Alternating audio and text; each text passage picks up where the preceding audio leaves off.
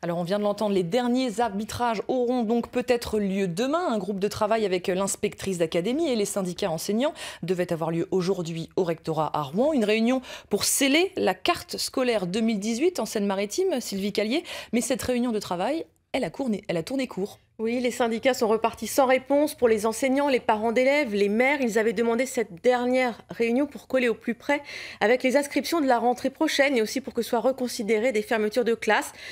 En mars, 124 ouvertures et 88 fermetures étaient prévues en Seine-Maritime. Alors pourquoi la réunion a-t-elle tourné court? Eh bien, il y a du nouveau.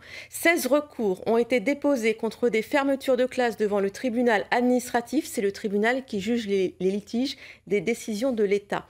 Alors, cela change la marge de manœuvre de l'inspection académique. Écoutons Marceau Privat, délégué départemental SNUIPP FSU.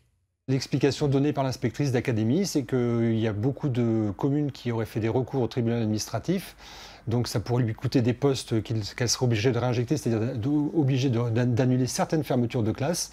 Donc elle reste très prudente. Il y a plein de maternelles qui sont dans des quartiers, des secteurs qui ne sont pas REP, qui se retrouvent avec des effectifs par classe qui sont inadmissibles. Donc il y a un manque de moyens sur le département, on ne cesse de le dénoncer depuis le début de cette carte scolaire.